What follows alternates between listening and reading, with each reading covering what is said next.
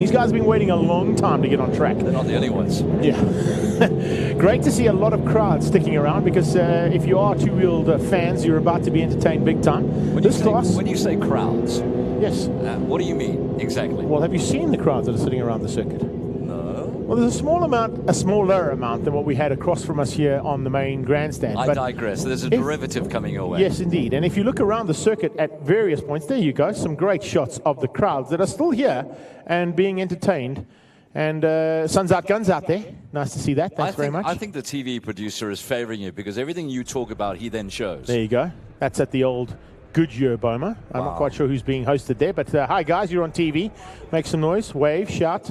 That'll be down at, I think, at Ingwe. But here we go. We've got a green flag, and the 30-second board is out. It was one lap warm-up. And have a look at the back. I think that's Jason Joshua, the man who came and gave me a tap on the shoulder with the Kawasaki shirt. He hasn't had a chance to ride this track at all, and he's now entered in the Silverton Bolt and Nut Challenge just to get a bit of practice. Yes, please, I won't say no. As they come across the line and start the race, heading down towards turn one. I didn't quite get a grid here, so by the looks of things, that is going to be 69 heading into turn number one there, and that is Henk Scaling. Henk Scaling, yes, easy does it, okay? It's his race number, you don't have to go there. We are live worldwide, and Scaling leads things out. On his tail is the 4-2 bike, pushing hard right from the word go there, and I can tell you something, it's not going to be an easy fight in this one. These guys very evenly matched. Now, to give you an indication how this all works, ladies and gents, Silverton Bolt and Nut Challenge was what was originally known as the brunch run class at Swartkops. And they just got more and more competitive on a Sunday morning and decided to go and see me for the tour. So listen, can we put a race class together? He said yes, and it's all history because up now you see a full field of Silverton Bolt and Nut. And what is now known as sub-10. Sub-10 at Swartkops. To go less than the 1:10 bracket around the circuit, and you get moved up into the sub-10 category. From sub-10s, you'll move to the next class, which is on track just after these guys, Thunderbikes. Wow, Sunset just doing its thing as always. And up towards the top of Leeuwkop, you're also going to be. Hopefully these guys have all decided to run the dark visors, because it is going to be preferable. Even though in the shady sections you might lose a little bit of the advantage. A lot of guys running dark visors out there. Just trying to pick up on Jason Joshua, sneaking through the field there, and transport to that all the way from Elizabeth. He's had his first outing here. Scaling is leading things out at this stage, and I don't think he's going to be bettered. And if Gary van der Spey was around, we could get a timing board and let us know exactly who we're talking about here. But as you can see, a whole big field of riders that are now fighting for sub-10 honours and Silverton Bolt and Nut Challenge honours as well. Henk Scaling leads them out as they head down towards us for the very first time and complete lap number one. I'm just going to sneak through to our Kawasaki Red Square. Second place is Rodney McLaughlin on his tail. 29 is on their tail. And pushing for a way through Eric Cook on Kawasaki. So it's literally Kawasaki's 1, 2, and 3 as they come across the line to complete lap number one here in Silverton Bolt and Nut Challenge. So this is just really born out of a bunch of riders having a bit of fun, and went, you know what, we want a little bit more of a competitive edge. I've got to say, just watching these guys, I mean, if you think that this comes from sort of a Sunday run brunch, these guys are actually pretty good. Yeah, they are, and they get better and better. And the cool thing about it is, a little bit of tilting action there from Tillman. Patrick Tillman having a little moment out of Crowthorne and having to take evasive action on the 46 bike there. And that's not, unfortunately, the big 46 that we all know as Valentino Rossi. No, that was a bit of action that he had to get rid of earlier on. 811 involvement, or was that 111? That could be Jonathan Matos. And the number 8 bike here having to fall back slightly after also an incident between him and the right. But Tillman having some fun and games, there's no doubt about it. Speaking of the way that this works, as I said, 111 is the way that it starts out. Sub-10, I should say. And if you go quicker than sub-10, you move up the Thunderbikes. But the Thunderbike category also includes X-Class, which of course is the next national championship ride. We're going to see them in action in the very near future. This is a 6-lapper, and you normally have to pay double for that kind of action. But anyway, it is Henk Scaling that leads things out at this stage on bike number 69. I have no comeback. Exactly. Don't worry, you'll get to it. We're still warming you up on bikes. You haven't been talking about bikes for a long time, mate. It's been a while, yeah. But anyway, it's all good. The majority of this field are literally your brunch run type riders. The front 2 riders, in fact, though, are also ZX10R Masters Cup riders, which we're going to see in action tomorrow. Unfortunately, the Red Square ZX10R Masters Cup practice session and the Legends practice session for this afternoon had to be cut short. So those categories will be starting at 7 o'clock tomorrow morning with their 2 warm-ups and practice sessions for tomorrow's racing. Because remember, there is racing tomorrow as well. So make sure you tell all your friends about us. Also, tell all your friends about Radio Kyalami. Hashtag Radio Kyalami. You can pick up on live streaming. And afterwards, go back and watch all the action again, over and over and over again. All right, just checking out the field as they come across the line and go past us right now. 69 leading out. 42 have been checking our list of bike names. Rodney McLaughlin. Is that really? Because he's not on the program. He's not on that one because he's entered into the Red Square ZX10R Masters Cup. 13 is definitely entered in there, Harry Timmerman, and one of the very quick riders out of the Adrenaline Powersport team. He gets better and better every time he climbs on board that machine of his. And Timmerman getting to grips with that big Yamaha R1. Now, Yamaha R1s this season in the Super GP category have definitely been the choice of steel. You cannot better that Yamaha R1. We're going to see a couple of them out a little bit later on in the Thunderbikes, but next weekend, remember, we head to Red Star Raceway for the final round of the Super GP Champions Trophy, where Clint Seller looks to take 5 in a row, and Matthew Stoltz looks to take his first South African Superbike Championship in the Super GP category, both on Yamaha R1s. Big South African names in the motorcycle industry. Now, this particular class, Greg, I mean, you know, is this something that you would probably have ridden in as well? Yes, I have. Actually, 2 years ago, when the 24-hour was actually cancelled, I had to go to Peter de Toy and have a chat to him to say whether I could possibly do all the races on one day. I don't know if you remember that day. I don't know if you were involved. But literally, in the Extreme Festival, I got to ride and drive every single class of bike and car to make up for the 24 hours that I was going to lose on the motorcycle. So the one category I did get to race with was these guys and the Thunderbikes.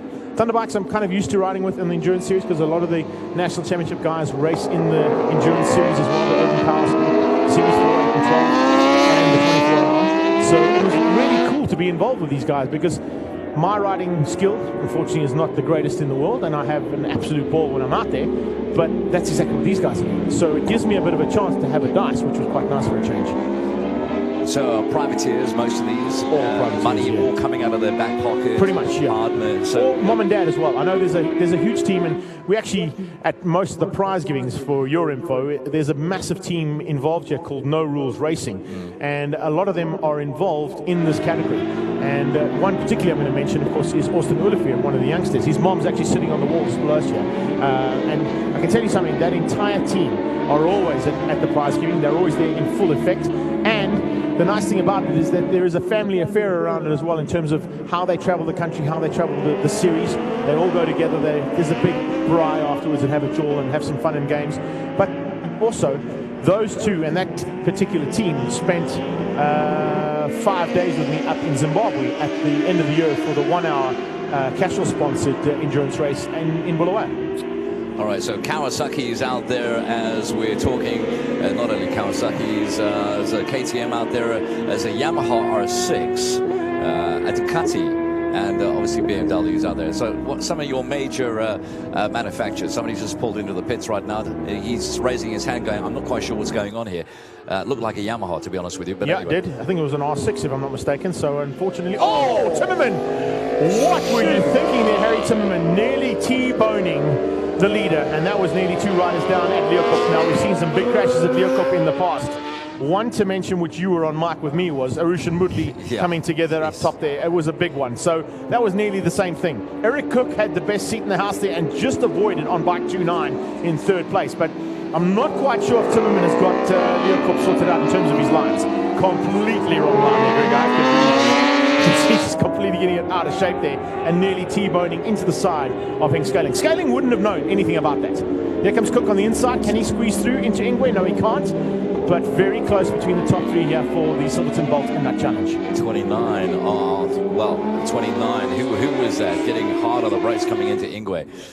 Battle for position 2. That was screen graphics there for a change. Yeah, nice. I was just saying to our guys, 20 to 6 in the afternoon. Not too shabby. We were practicing for tomorrow to get those screen graphics up. Up the inside comes Timmerman. This time he takes the lead. Henk Scaling didn't see him coming. Couldn't shut the Yamaha out. It's Kawasaki ZX10 side by side as they go into Yusuke Sweep, but it's now a Yamaha that leads out. And can he hang on? Well, sure. Harry Timmerman is taking some very Suspect. Yeah, I'm going to say suspect lines, but they seem to be working because he's got to the lead. Oh, write it down. 46 is down.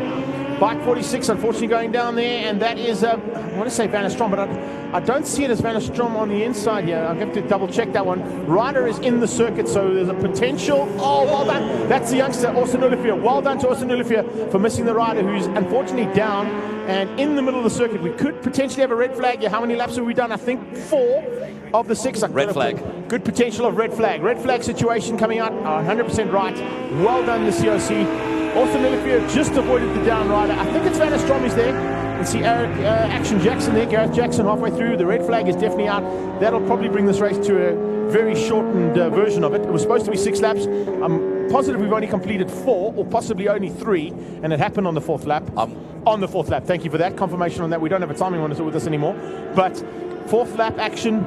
Rider down, Van der Strom 46 is the bike I saw sliding, and there confirmation of that. It is Van der Strom. I'm wondering whether we could get a replay of that, because the TV graphic, not okay, that's unfortunate whether we can't get a replay, but we saw the tail end of that. For me, that looked like, because he was lying in the middle of the track, looked like he maybe had a high side, and it just dumped him in the middle of there and went down. I think he got tagged by somebody else as well, so unfortunately it has brought this down to a very shortened version of this. And it's good to see that Gary's come back, firstly with a coffee. Thanks, buddy. Sure. But more importantly is we need the timing monitor, bud. All right, we are getting a replay, brilliant so that's stuff. going to be fantastic. So we will see the tail end. The rider's still down, looking a little bit hurt at the moment. Probably winded, because he was moving. All right, so it's on the corner, in the apex of the corner. So I was thinking that on the exit of that corner, you might have had a high side, but there could have been something else that actually prior to that. So there you go. He's got tagged from behind. No, he's got tagged from behind. Watch for the first part. He actually gets tagged from behind before he loses that front end. I think it was this rider on the BMW that probably tagged him from behind, but definitely a rider coming from behind and giving him a little bit of a... Get that again. Let's have a quick squiz one more time as we see riders peeling in. They're peeling into the big pit, and of course they're going to take the long way around now and through the back end of the pit. There you can see Cliffy Ogle. Bike 9, of course, is my ex-teammate out there. Great to see Hugo Bradfield having a great run on the Four Ways Motorcycles ZX10. And here comes the replay. Have a quick squiz at this one more time. Oh, this is from a different view. This is a much better angle. I think... Well, he goes... No! He's on his own there. He got that all completely wrong. No one helped him out at all. And I take back what I said about the BMW rider. Well done for avoiding the rider going down there. Van der Strom all on his own, losing the front end. It looked like the back end stepped up just before the front lock, though. So I don't know exactly what went down. They're telling the riders to go back to pit lane, so that will be confirmation of the race being completed with only 4, or onto the 4th, who were at the halfway stage.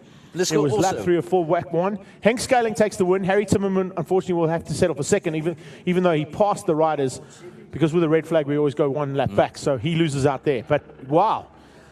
Can we just have a little less drama in some of these races for us? I don't know, but maybe a little lack of experience as well. I mean, because just coming into the corner there, and the last thing you want to do is grab a whole handful of brake to slow down.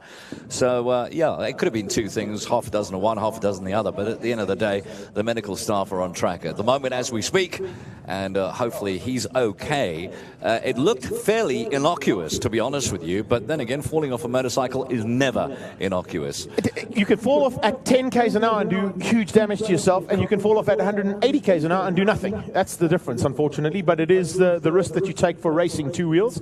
A couple of riders having to pull in. They didn't realize that they had to come in here. A lot of them going to go around there. One of them being Ian Harwood, the man from TRP, and looks like most of the riders have now got the indication to pull off the circuit. And unfortunately, that is the end of race number 2 for the Silverton Bolt and Nut Challenge. How disappointing is that? Yeah, you wait the whole day and you grab 4 laps and that's it. Well, it is unfortunately the luck of the draw.